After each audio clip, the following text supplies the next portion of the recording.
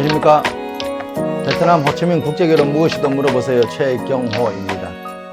이번에는요, 베트남 결혼을 하고 신부님 비자를 접수를 했던, 아니면 신부님께서 이미 비자를 받으셨던, 신부님이 한국에 입국하시기 전에 두 사람 사이에 어떤 큰 문제가 있어서 이 신부가 지금 한국에 입국을 하여 우리 두 사람이 살아가면은 절대로 행복할 수 없겠다. 정말 이 신부가 한국에 입국하여 우리 두 사람이 함께 결혼 생활을 하면은 너무나 힘든 점이 많겠다. 이런 확실한 어떤 판단이 드신 경우에는 신부님 신원보증을 철회를 하고 신부님 비자를 취소해서 신부님이 한국에 입국을 하셔야 됩니다. 왜냐면은요, 대한민국 법무부에서요, 2014년 4월 1일부로 한국인 남자가 외국인 배우자와 결혼을 하여 결혼 비자로 한국에 입국할 수 있는 것은 5년의 일례로 묶어 놓았습니다. 5년에 한 번만 외국인 배우자를 한국으로 초청할 수 있도록 묶어 놓았습니다. 그래서 만약에 신부님이 한국에 입국 후 두 사람 사이에 정말로 큰 문제가 있어서 두 사람이 결혼 생활을 영위할 수 없는 경우에 한국 신랑부는 5년 안에 다시 다른 외국인 배우자와 결혼을 할 수가 없습니다. 그러면 신랑부 나이는 자꾸 5년, 5살이 더 많아지겠죠. 그죠? 그러면 다음에 결혼하기는 더 힘들어지겠죠. 그래서 어쨌든 법무부에서는 5년의 일례로 묶어 놓았기 때문에 설사 비자를 받았다라고 하더라도 정말 두 사람 사이에 문제가 있다면 신부님이 한국에 입국을 안 하시는 것이 맞습니다. 만약에 신부님께서 비자를 받은 상태로 신부님이 자기 스스로 자기가 비행기표를 끊어서 한국에 입국해버리면 신랑은 5년의 일례의 제한을 받게 됩니다. 어쨌든 결혼 비자로 신부님이 한국에 입국을 했잖아요.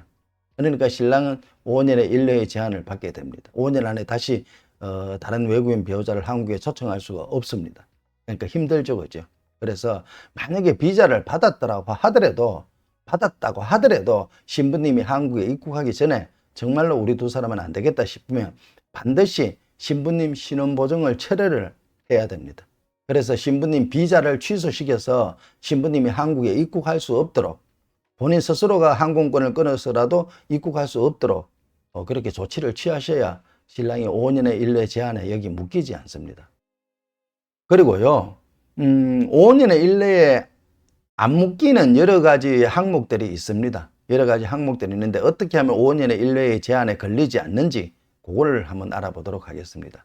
먼저 동일한 배우자 재초청. 이거는 뭔 말이냐면은 신부님이 이미 한국에 와서 살다가 두 사람이 살다가 신부님이 베트남에 귀국하셔가지고 너무 오랜 시간을 보내다 보니까 한국에서 발급받은 외국인 등록증 유효기간이 지나서 다시 한국 가려고 하니까 다시 비자를 발급받아야 됩니다. 그런 경우는 5년의 일례의 제한을 받지 않습니다. 그 다음에 신랑 신부가 두 분이 사시다가 두 분이 싸웠어. 그래서 화가 나가지고 난 당신하고 못 살아 하고 베트남에 와버렸습니다. 와버렸는데 일정 시간이 지난 다음에 두 사람이 다시 화해를 해서 여보 우리 미안해요. 다시 잘해봅시다. 하니까 신부님도 예 알았어요. 나도 후회하고 있어요. 해서 다시 비자 신청을 하는 경우에는 이 5년의 일례의 제한을 받지 않습니다. 동일한 배우자 재초청에는요. 한 사람이잖아. 그죠? 5년 일례 제한을 받지 않고요. 그 다음에 결혼은 했지만 신부님을 한국으로 초청하지 않은 경우 역시 5년의 일례 제한을 받지 않습니다. 그 다음에 비자 신청을 했는데 비자 불허를 받은 경우, 비자가 불허된 경우, 비자가 불허됐으니까 신부님이 한국에 들어오고 싶어도 못 들어오죠. 그래서 한국에 들어올 수 없었습니다. 그런 경우. 그 다음에 비자는 발급받았지만 어찌됐든 저찌됐든 신부가 한국으로 입국하지 않으면 또 5년의 일례의 제한을 받지 않습니다. 비자 발급과는 무관합니다. 그 다음에 이제 이것이 오늘 제가 설명드리려고 하는 것입니다. 신원보증 철회의 경우 비자 신청을 하였던 아니면 이미 비자를 발급받았던 신부님이 한국에 입국하시기 전에 신부님의 비자를 취소하고 싶으면 신원보증 철회를 하시면 됩니다. 그래서 오늘 주 내용이 요겁니다. 신혼보증 철회를 어떻게 하는지 그거를 말씀드리려고 합니다. 그래서 요 경우에는 초청 횟수에 해당되지 않습니다. 동일한 배우자 초청을 하지 않은 경우, 비자 발급이 불허된 경우, 입국하지 않은 경우, 신혼보증의 철회로 신부님 비자를 취소한 경우, 한국에 입국하기 전에 취소한 경우, 요 경우에는 초청 횟수에 해당되지 않기 때문에 5년의 1회 제한에 걸리지 않습니다. 그러면 결론은요, 신부가 한국에 입국하지 않으면 5년의 1회 제한에 걸리지 않습니다.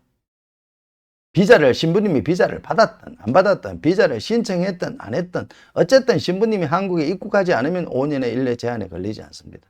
그리고 간혹 어떤 분들이 말씀하시기를 신부님이 한국에 입국했다가 이혼을 해도 혼인 무효 판결을 받으면 5년의 1회 제한에 걸리지 않는다. 다시 5년 안에 다시 결혼할 수 있다. 예, 맞습니다.